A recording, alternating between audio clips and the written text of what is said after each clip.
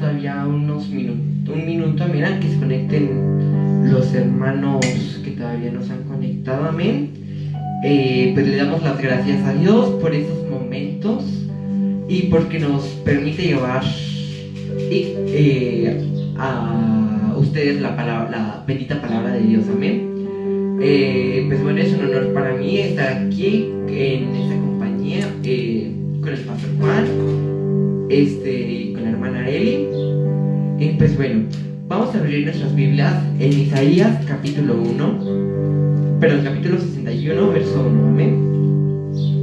Y dice así la palabra de Dios, en el nombre del Padre, del Hijo y del Espíritu Santo. El Espíritu de Jehová, el Señor, está sobre mí, porque me ha ungido Jehová, me ha enviado a predicar las buenas nuevas a los abatidos y a vendar a los quebrantados de corazón, a publicar libertad para los cautivos y a los presos, apertura de cárcel, amén. Pues bueno, en estos momentos sabemos que nosotros, amén, tenemos que ser esa luz que está alumbrando al mundo. El mundo puede estar en un caos, pero nosotros sabemos que Jesús es nuestra paz, amén. Vamos a elevar una oración para que este servicio de alabanza y oración sea un olor grato al Señor, amén.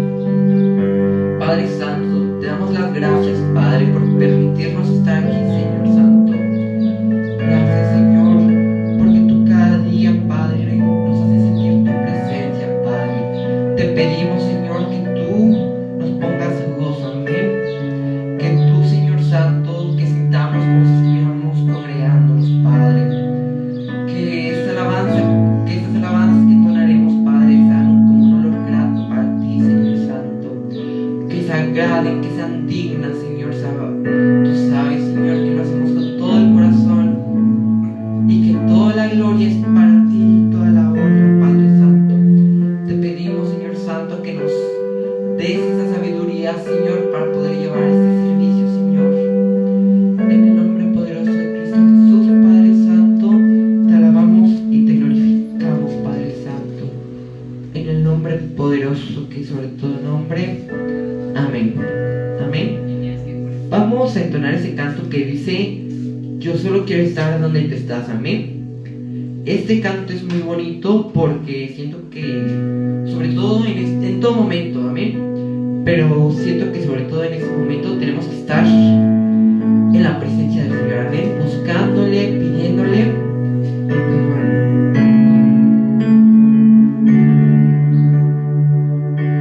Yo solo quiero estar donde tú estás,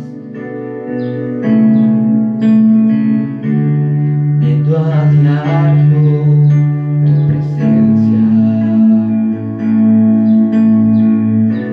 No quiero darte solo adoración,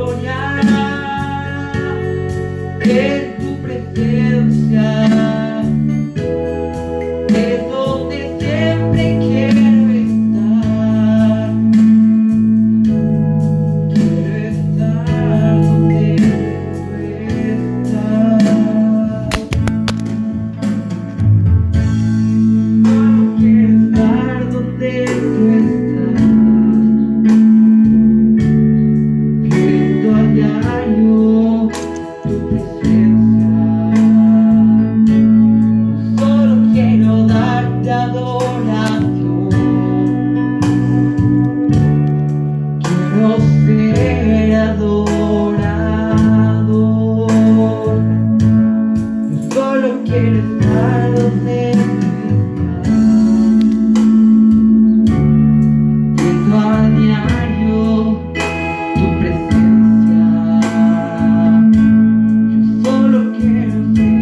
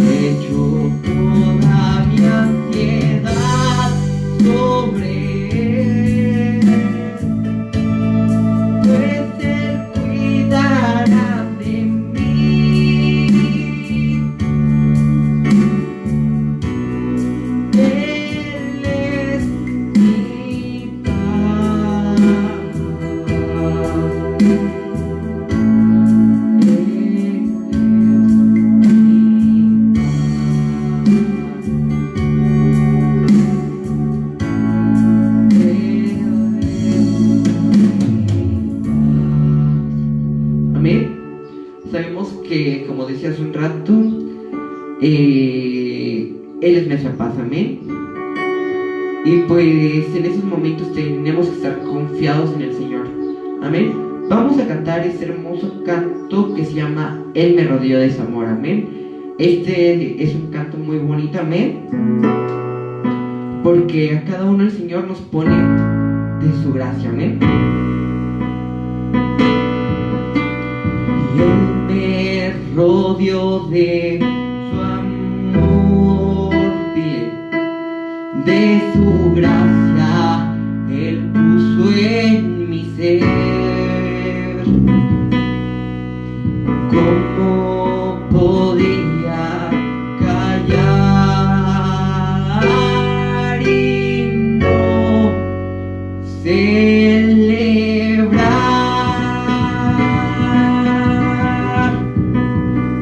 Y Él me rodeó de su amor,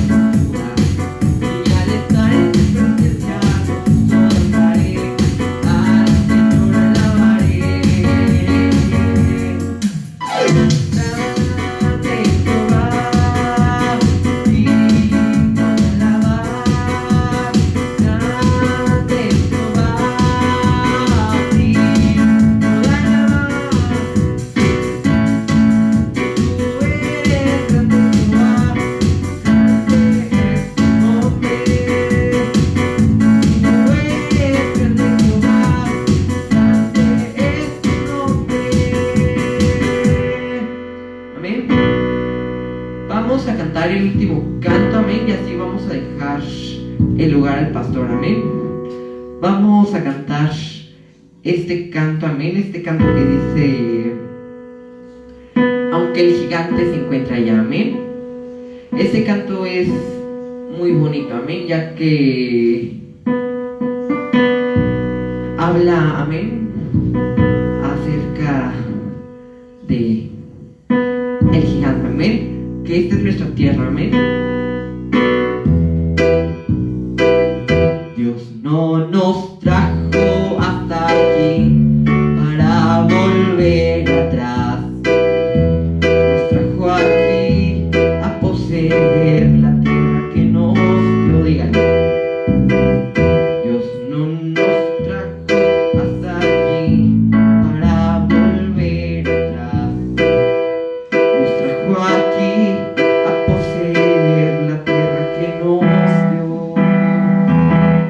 Dios no nos trajo hasta aquí para volver atrás. Nos trajo aquí a poseer la tierra que nos dio. Y aunque el gigante se encuentre allá, yo nunca temeré. Nos trajo aquí a poseer la tierra que nos dio. Y aunque el gigante se encuentre allá, yo nunca temeré. Nos trajo aquí a poseer la tierra que nos dio. Dios no nos trajo hasta aquí para volver atrás. Nos trajo aquí a poseer la tierra que nos dio. Y aunque el gigante se encuentre allá, yo nunca temeré. Nos trajo aquí a poseer la tierra que nos dio.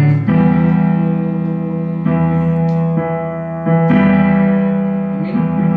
Vamos a cantar ahora sí el último canto y así vamos a dejar el lugar al pastor. Amén. Este canto es muy bonito y en estos momentos le tenemos que decir al Señor, heme aquí. Amén.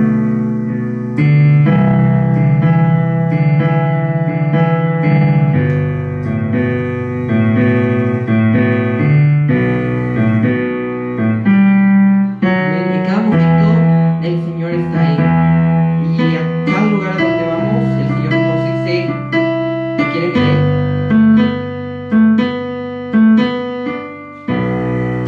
Y es cuando le decimos, heme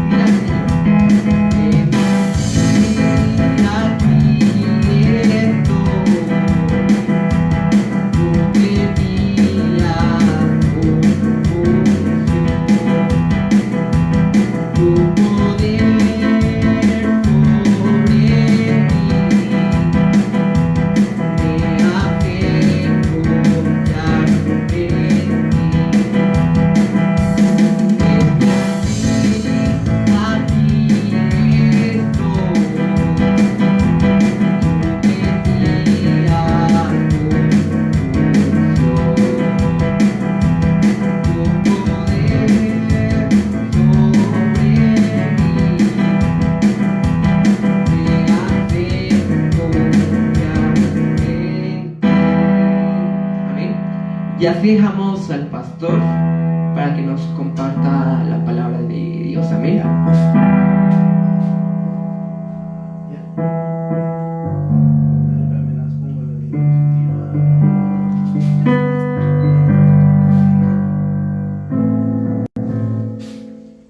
Amén.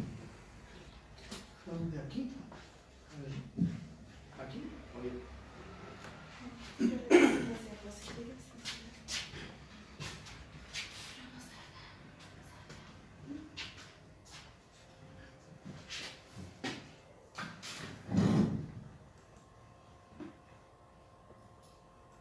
¿Tú me dices? Ya.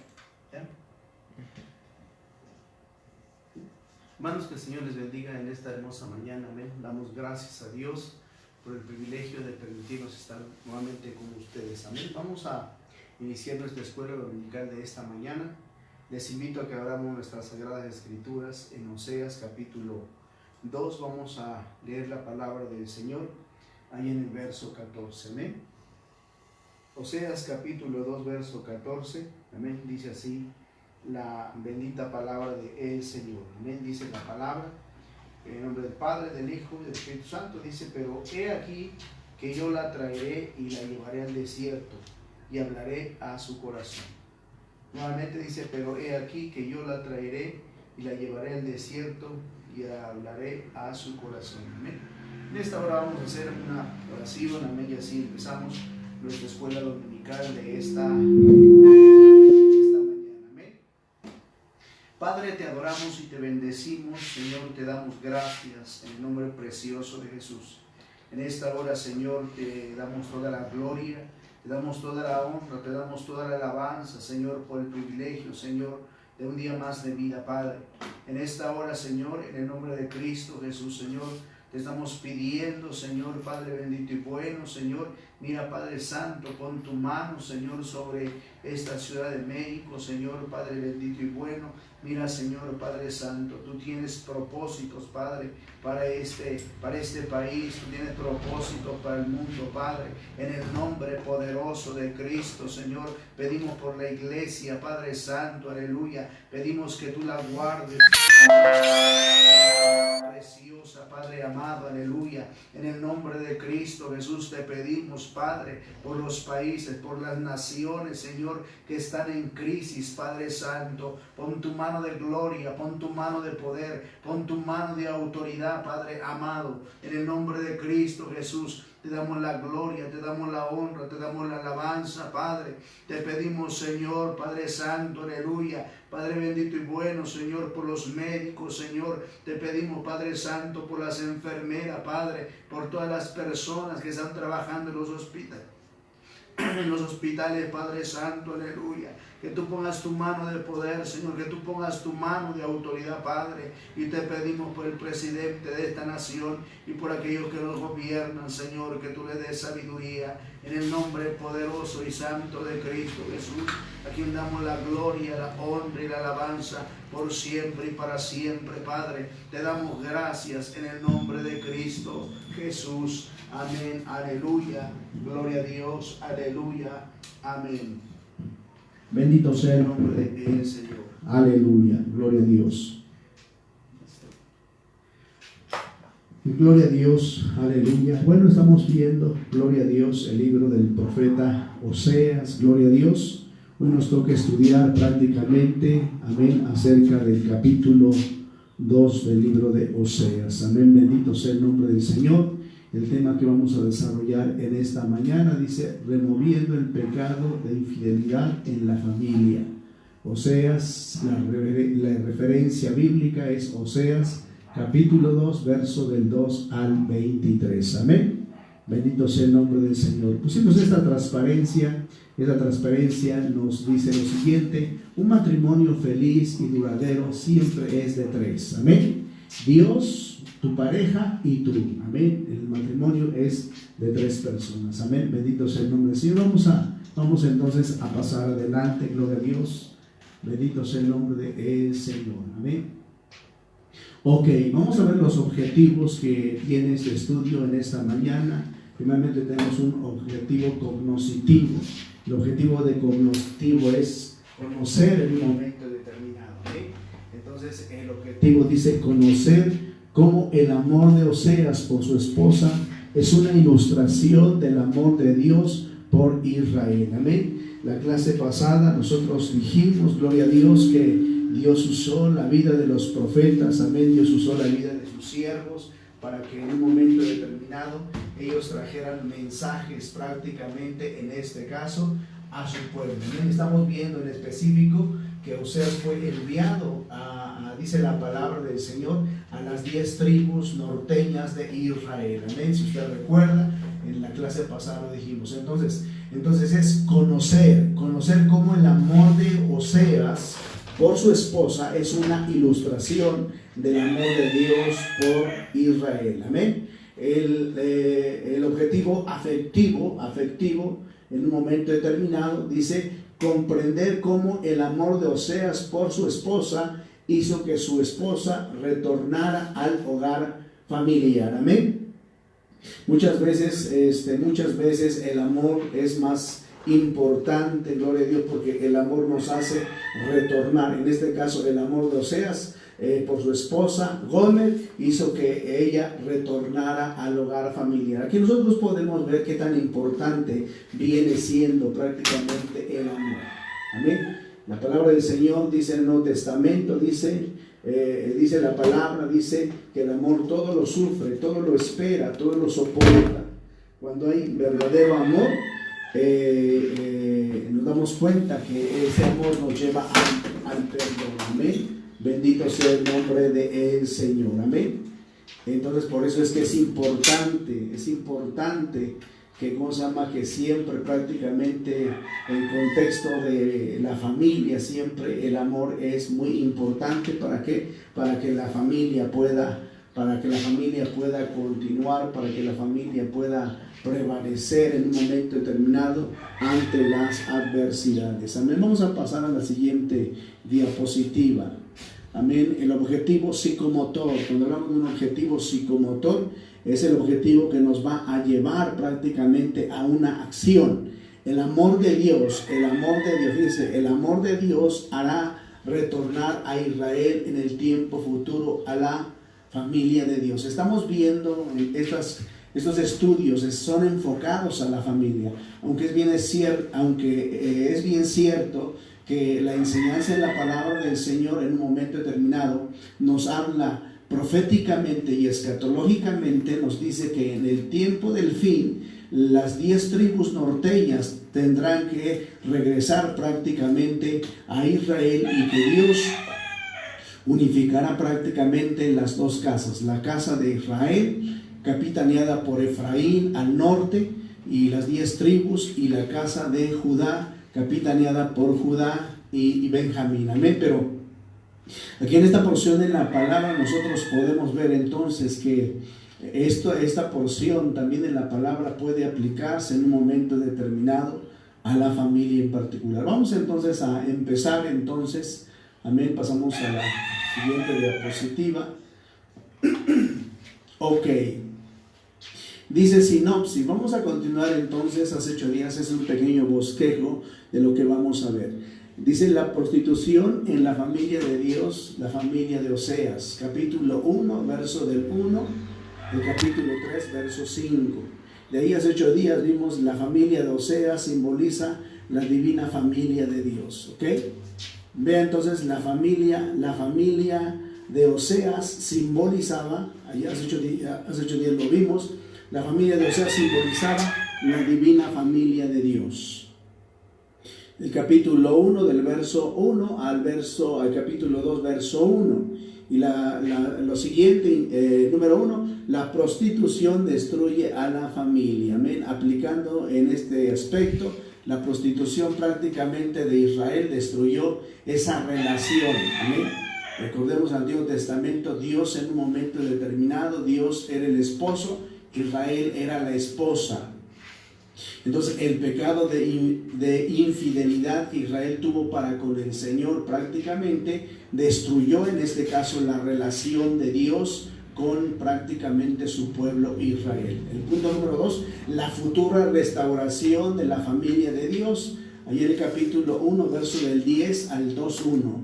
Acuérdense que vimos 2 puntos importantes allá y hablamos acerca del verso 10 y el verso 11, paréceme, y dijimos prácticamente que en los últimos días prácticamente hay una promesa de restauración de Dios en un momento determinado, prácticamente para la familia, en un momento determinado, la familia de Dios, en este caso el pueblo de Israel, ¿ok? Y ahora entramos a lo que viene siendo el punto B. Dice: contienda con la esposa fornicaria. Sabemos que la palabra del Señor nos dice que Gomer en un momento determinado, dice la escritura, le falló prácticamente a Oseas. Amén. Y aquí en este punto entonces vamos a estar estudiando del capítulo 2, del verso 2 al verso 25. Amén. Es importante que nosotros, cuando estudiamos la palabra del Señor, es importante que nosotros en un momento determinado consideremos la cultura de la Biblia. Porque es importante la cultura de la Biblia, porque finalmente la palabra de Dios fue revelada en un momento determinado, en un tiempo, y fue revelado a un contexto cultural.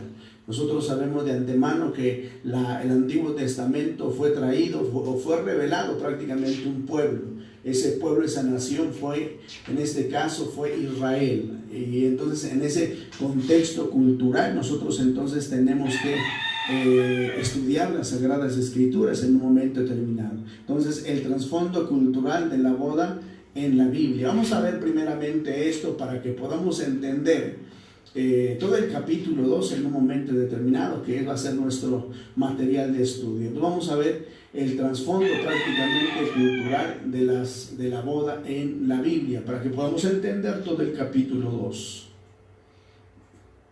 Ok, pasamos a la siguiente diapositiva. Ok, bueno, sin ánimo de ser un poquito cosas más exigentes, nosotros tenemos el versículo central, el versículo central, el versículo clave de nuestro estudio en esta mañana. Dice análisis de Oseas 2:14, ¿ok? Aquí tenemos el texto hebreo, gloria a Dios, aquí tenemos el texto hebreo, tenemos Oseas 2:14. No nos vamos a concentrar a lo mejor en traducirlo en un momento determinado para que no nos lleve más tiempo. Amén. Si usted quiere los estudios, en los estudios vamos a estar pasándolo, prácticamente vamos a darles todo el material para que usted se dé cuenta prácticamente que lo que estamos poniendo tiene un sustento bíblico, ¿cómo se llama? Un sustento teológico también. Ok, el versículo es Oseas capítulo 2, verso 14, dice: pero ahora la voy a cortejar, yo la traeré al desierto y hablaré a su corazón. ¿Ok? Esta traducción es la transliteración del texto, es traducir el texto bíblico prácticamente del texto hebreo. Entonces, veamos entonces algunas cosas interesantes. Dice: pero ahora, dice el Señor, yo la voy a cortejar. La palabra cortejar, la palabra se traduce, la palabra que nuestra Reina Valera se traduce como yo la llevaré al desierto, la traeré al desierto. Aquí prácticamente se puede utilizar la palabra cortejar. De ahí antemano, entonces nosotros nos damos cuenta entonces que Oseas lo que está buscando en este caso es que él quiere reconquistar prácticamente el cariño, él quiere reconquistar el cariño, el amor de Gomer. Pero en el sentido espiritual lo que Dios estaba diciendo es que Dios quería cortejar, Dios quería recuperar el amor prácticamente de Israel. Las 10 tribus norteñas de las cuales nosotros ya hablamos, él quería cortejar, él quería ¿cómo se llama? Recuperar. ¿Ok? Dice: yo la traeré al desierto y hablaré a su corazón. Aquí es una cosa bien importante, si ustedes se acuerdan en un momento determinado, siempre hemos dicho que el desierto es el lugar donde Dios habla. El desierto prácticamente es el lugar donde Dios prepara a sus ministros, el desierto donde Dios prácticamente le trató prácticamente con su pueblo. Es el desierto donde Dios nos pule, donde Dios nos prepara donde Dios nos hace diestros, donde nosotros aprendemos a escuchar prácticamente la voz de Dios. La palabra del Señor nos dice que Moisés estuvo en el desierto. La palabra de Dios nos dice que el profeta Elías estuvo en el desierto. La palabra de Dios también nos dice que Juan el Bautista estuvo en el desierto. Y también la palabra del Señor nos dice que el Señor Jesucristo fue llevado 40 días al desierto, prácticamente donde fue adiestrado, donde recibió el mensaje, la palabra de Dios, donde Dios lo preparó, donde Dios lo adiestró. Entonces es en el desierto donde Dios quiere trabajar con nuestras vidas, Dios quiere pulir nuestras vidas. Dice la palabra, dice, y le hablaré a su corazón. Entonces es en el desierto, en la prueba, en la lucha, en la tribulación, donde Dios quiere hablar prácticamente con cada uno de nosotros. Dice la palabra, entonces dice, pero ahora la voy a cortejar, yo la traeré al desierto y hablaré a su corazón. Vamos a continuar con la siguiente diapositiva. Ok, las traducciones, dice, otra traducción diría, por tanto yo la traeré al desierto y le hablaré a su corazón. Esa traducción es de la Biblia hebrea, Stuttgartensia, es el texto prácticamente hebreo, el texto hebreo, tenemos esta traducción, también es una traducción muy exacta. Acordémonos que mientras más cercana o mientras la traducción sea más antigua, la traducción es más fiel. Vamos a continuar. El matrimonio en la cultura judía. Ok, vamos entonces a entrar a lo que viene siendo el matrimonio en la cultura judía. Dice las características de la boda hebrea en los tiempos bíblicos y en los tiempos de el Mesías, la palabra Mashiach, el Mesías. Ok, primeramente el matrimonio en la cultura judía tenemos primeramente, estaba dividida prácticamente en dos periodos. El primer periodo se llama en el hebreo Kiddushim, y el Kiddushim significa separación o desposorio. El segundo periodo, Neshuim, y prácticamente significa consumación del matrimonio. Ok, también a esto le sumamos, habían dos testigos, un testigo por parte del novio y un testigo por parte de la novia. De ahí tenemos también lo que viene siendo la ketubá, que es prácticamente la ketubá es rota. El 5, la protección de la ketubá. Vamos a ver estos 5 puntos para que entendamos prácticamente el contexto cultural de lo que viene siendo la boda y así poder abordar el tema que estamos estudiando. Okay. El trasfondo cultural sobre el matrimonio desde una perspectiva bíblica. Para poder comprender el libro del profeta Oseas tenemos que entender cómo es que se llevaba a cabo el matrimonio en el antiguo Israel.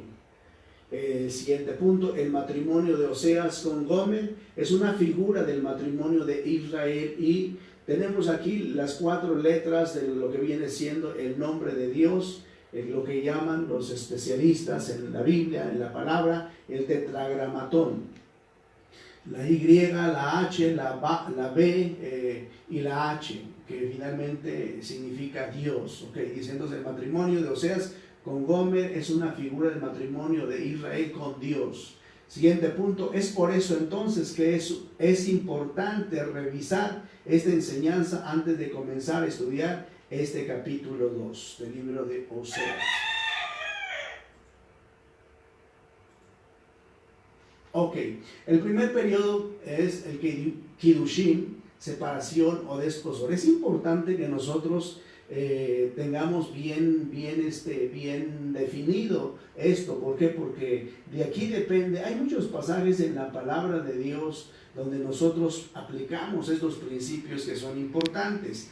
Esto lo vemos cuando el Señor Jesucristo, como por ejemplo, en alguna ocasión habló acerca de Juan el Bautista como el amigo. Cuando en este caso dice la palabra del Señor que los discípulos le dijeron, Señor, al que bautizaste, a Juan el Bautista, bautiza más que tú. se lo dijeron a Juan, se lo dijeron a Juan, y Juan le dijo claramente, yo no soy el enviado del Señor, yo solamente soy el amigo, ¿ok? Entonces, todos estos, este pasaje y otros más, como en el caso prácticamente de las 10 vírgenes y otros pasajes más prácticamente, los entendemos a la luz prácticamente de esta enseñanza. Por eso es importante que nosotros la tengamos bien definida, ¿ok? Entonces, el Kedushim es la separación o desposorio, ¿ok? Número 1, es el momento cuando el contrato se establece y las partes se prometen conservarse el uno al otro aun cuando todavía no están viviendo bajo el mismo techo ni teniendo relaciones íntimas. O sea, que antes de lo que viene siendo la boda, hay prácticamente un tiempo de separación, un tiempo de consagración, diríamos. ¿Ok? Porque dice, es el momento cuando el contrato se establece y las partes se prometen conservarse el uno al otro, aun cuando todavía no están viviendo bajo el mismo techo, ni teniendo relaciones íntimas. El número 2, este periodo se conoce como Kiddushin, del hebreo Kadosh. Si usted se acuerda, de la palabra Kadosh viene la palabra santo. La palabra santo, o también significa santificación. Entonces, el Kedushim, ¿qué es el Kedushim? El Kedushim es decir, colocar aparte el muchacho para la muchacha, ¿ok? Entonces, cuando se celebraba el Kedushim, prácticamente el muchacho se entendía prácticamente que era colocado aparte, o sea, se separaba, estaba prácticamente ya no tenía opción en un momento determinado para poner su mirada en otra muchacha y viceversa. Ok, vamos a continuar en la siguiente diapositiva. Te pasaste. Ok, es decir, colocar aparte el muchacho para la muchacha y la muchacha para el muchacho. Ok, entonces es lo que estamos diciendo en un momento determinado. Sí, entonces había prácticamente separación entre ambos. Ok, el primer periodo, Kedushim, separación desposorio. Aun cuando no viven juntos físicamente en este periodo, ambos se consideran esposos y esposas, de tal manera que si uno de los dos viola el contrato por una relación con otro hombre u otra mujer, era considerado como un pecado peor que la infidelidad matrimonial y conllevaba a un castigo aún mayor que el adulterio mismo. ¿Qué está diciendo este versículo? Perdón, esta parte, este número, ¿cómo se llama? O esta porción está diciendo que finalmente que lo que se llama el desposorio era tan importante que si alguien rompía este compromiso, automáticamente la pena en este caso iba a ser más drástica. Por eso es importante que se respetara. Ahí tenemos en el Nuevo Testamento, tenemos el caso de María y José, que nos habla la palabra. Cuando María salió encinta, dice la palabra de Dios que José, no queriendo prácticamente que María fuera evidenciada, que fuera castigada, dice la palabra, dice que la tomó por esposa. Entonces se aplica prácticamente en las Sagradas Escrituras. Porque vamos a pasar a la siguiente diapositiva. Segundo periodo, o consumación o matrimonio. En este periodo se celebraban las bodas propiamente dicho, con invitados de honor, con danza, con fiesta, y una vez concluida la celebración, el vino, ahora el esposo tomaba a su novia, ahora esposa, y la llevaba a vivir con él en la casa que previamente habían estado preparados. Ya había pasado prácticamente el desposorio y la boda, y entonces lo que viene siendo los esposos se iban prácticamente a la casa que el esposo había en un momento determinado había preparado con tiempo anticipado. Aunque en el número 2 dice, a partir de allí el esposo vivía físicamente con su esposa debajo del mismo techo y compartían juntos la vida matrimonial. El número 3, en el primer periodo se leía la ketubá. Ok, ¿qué es ahora? Vamos a ver qué es la ketubá o contrato matrimonial. Ok, dice que el contrato, la ketubá o el contrato matrimonial, dice que era como una propuesta del novio a la novia escogida. Ok, todo esto tiene una razón de ser. ¿Por qué? Porque es aplicable en la palabra de Dios a Israel, en este caso a todo Israel y a Dios. El segundo periodo, consumación o matrimonio. El número 5 dice, si ella aceptaba, entonces los dos testigos lo sellaban y la separación quedaba oficialmente establecida. ¿Ok? Entonces la novia tenía que aceptar prácticamente. Cuando el novio mandaba al amigo, en este caso lo mandaba con lo que viene siendo el contrato o la ketubá, y entonces si la novia en un momento determinado aceptaba, entonces prácticamente se sellaba prácticamente el contrato y se realizaba la separación, y oficialmente quedaban prácticamente comprometidos en un momento determinado en lo que viene siendo la boda. El número 6, a partir de ese momento, ambos se consideraban esposos y esposa, aun cuando todavía no se habían consumado el matrimonio. Y pasamos a la segunda parte, a la siguiente parte. Una mirada cuidadosa, las escrituras nos indicará que en el Sinaí Dios le hizo una propuesta matrimonial a Israel para tomarla como su esposa. Ok, aquí es donde vemos que entra el punto de aplicación, todo lo que hemos visto acerca de lo que viene siendo el matrimonio. Aquí es donde entra prácticamente esta aplicación. ¿Por qué? Porque entonces esto que hemos visto es una figura de lo que se dio prácticamente en el Sinaí. En el Sinaí, en un momento determinado, prácticamente se dio lo que viene siendo una relación prácticamente de boda, de desposorio entre Israel y Dios. ¿Okay? Por eso dice, una mirada cuidadosa en las escrituras nos indicará que en el Sinaí Dios le hizo una propuesta matrimonial a Israel para tomarla como su esposo. ¿Ok? Dice entonces segundo periodo, seguimos en el segundo periodo, consumación o matrimonio. El número 8 dice profeta. El profeta Jeremías, en hebreo es Jeremiahu. Jeremías nos da la clave para entenderlo de esta manera. Esto es lo que dijo. Ok, tenemos el texto hebreo nuevamente y ya tenemos la traducción. Dice: anda y clama a oídos de Jerusalén y diles, así dice Dios a favor tuyo. Dice: me acuerdo de la ternura de tu juventud, del amor de tus desposorios. Aquí está lo que estamos viendo, ¿sí? Del amor de tus desposorios, de tu andar en pos de mí, en el desierto, en tierra no sembrada. ¿Ok? Entonces vemos aquí vemos aquí la relación prácticamente, la relación de esposo, la relación de pareja entre el pueblo de Israel prácticamente y Dios. Todo desde que Israel salió de Egipto prácticamente, todo este tiempo que estuvo en un momento determinado peregrinando por el desierto, dice la palabra, hablando el profeta Jeremías, dice la palabra del Señor, dice, me acuerdo de la ternura de tu juventud, le está diciendo Israel, del amor de tus desposorios, o desposorio, le dice, del amor de tu desposorio, de esa relación prácticamente de amor que había entre Israel y Dios, de tu andar en pos de mí. Israel anduvo en pos de Dios en el desierto.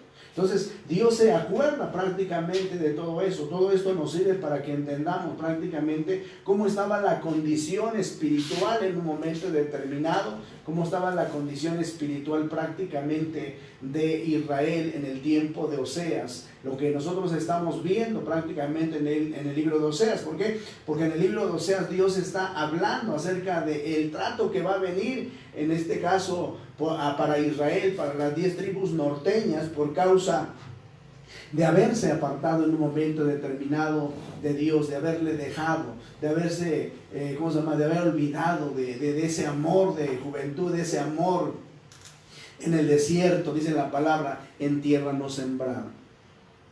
Vamos a pasar a la siguiente diapositiva. Dice, continuamos, dice, ¿cómo podemos apreciar la frase desposorio? Es una referencia al primer periodo matrimonial. Entonces, cuando decimos desposorio, es prácticamente el primer periodo matrimonial que le llamamos el Kiddushin o Erushim, y la expresión desierto es en tierra no sembrada. Es una referencia en Sinaí, a donde los hijos de Israel habían llegado después de 3 meses de su salida de Mizraim. En este caso, cuando hablamos la palabra Mizraim, está refiriéndose a lo que viene siendo a Egipto. Mizraim es Egipto. Vamos a continuar. Ok, tenemos entonces la boda bíblica y los 2 testigos. Vamos a entrar a la parte final para que no agotemos, no sea tan agotador, pero vamos a entrar entonces a la parte final. La boda bíblica y los 2 testigos. Cuando había una boda, prácticamente habían 2 testigos. Decíamos al principio, uno por parte de la novia y otro por parte del novio.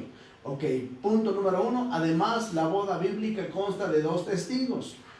Punto número 2, uno asignado a la novia y otro asignado al novio. Ok, esto nos va a arrojar un poquito de ilustración para entender entonces esta relación de Dios e Israel. Los ángeles fueron los testigos por parte de Dios. ¿Ok? Allá en el monte Sinaí, cuando Dios le dijo a Moisés que subiera a recoger prácticamente, subía al monte para que Dios le diera la ley de Dios. Entonces ahí tenemos prácticamente que los ángeles fungieron como testigos por parte de Dios. Y Moisés, o Moshe en el hebreo, Moshe fue el testigo por parte de Israel. Entonces Dios tenía sus testigos, su testigo, y Israel también tenía su testigo en un momento determinado, de acuerdo a lo que ya enseñamos hace un momento. Vamos a pasar al punto 4. Dice, si volvemos nuestros ojos al libro de Shemot o Éxodo, veremos que Moshe actuó como testigo.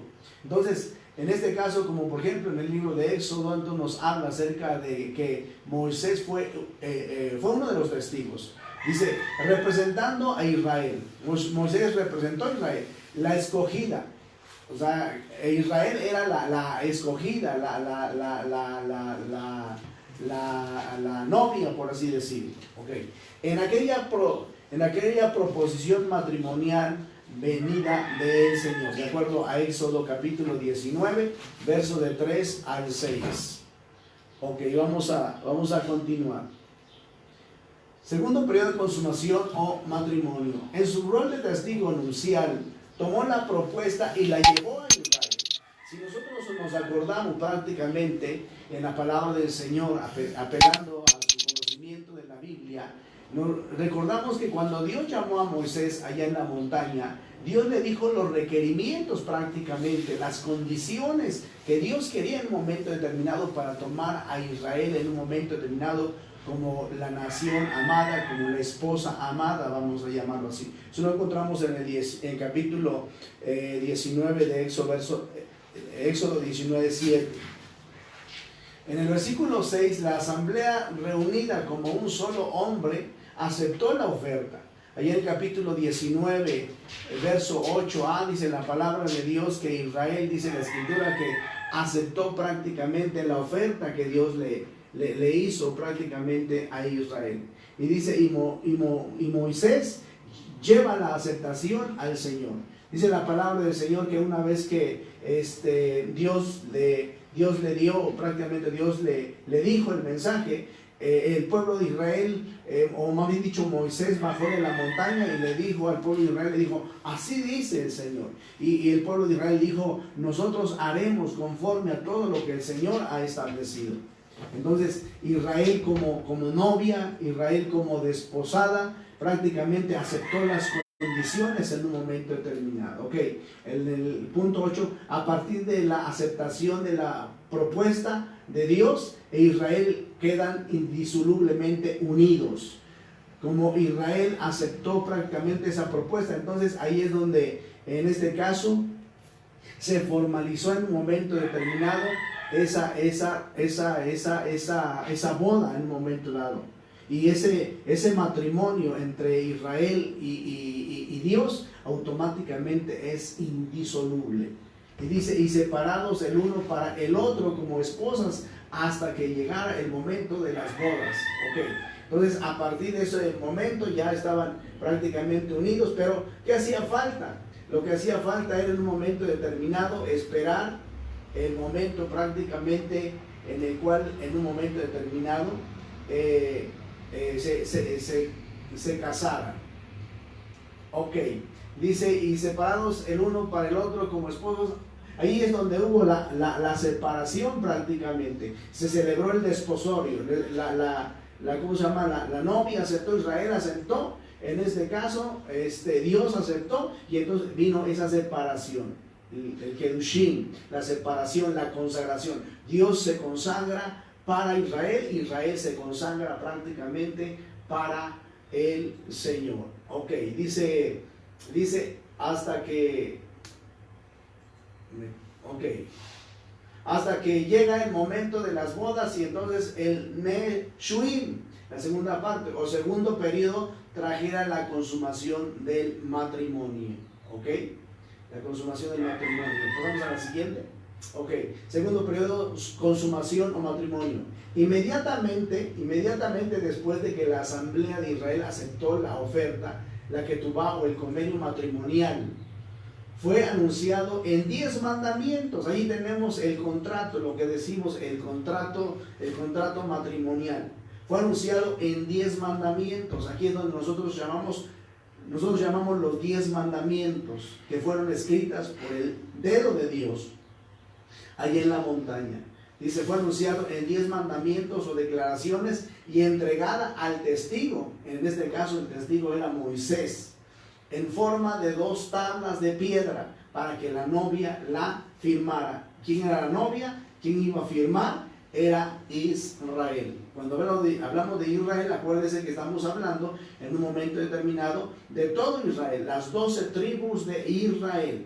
Ahorita no estamos hablando de solamente la casa de Efraín, de las 10 tribus del norte. Estamos hablando prácticamente del evento del monte Sinaí, donde dice la palabra que Dios le dijo a Moisés que reuniera a las 12 tribus de Israel, porque Dios quería hablar prácticamente con ellos. Cuando Dios llama a Moisés prácticamente allá en el monte Sinaí. Ok, ahí el número 10, una vez que la novia firma la ketubá o el compromiso delante de los testigos, la separación tendría. Dice, Dios vendría a ser de una manera única y especial el esposo de Israel e Israel la esposa de Adonai, la esposa de Dios. Hemos querido meter algunas palabras hebreas, el texto hebreo, para que vayamos acostumbrándonos en un momento determinado al texto bíblico, al texto original en un momento determinado. Si bien es cierto, a veces, como por ejemplo, retomamos en un momento determinado algunas porciones de algunas otras versiones o traducciones de la palabra del Señor. Decimos lo siguiente, que ninguna versión sustituye o ninguna versión viene a sustituir lo que viene siendo los originales. Por eso es importante que nosotros nos acostumbremos a estudiar la palabra de Dios en el original, en el hebreo. Que Dios les bendiga.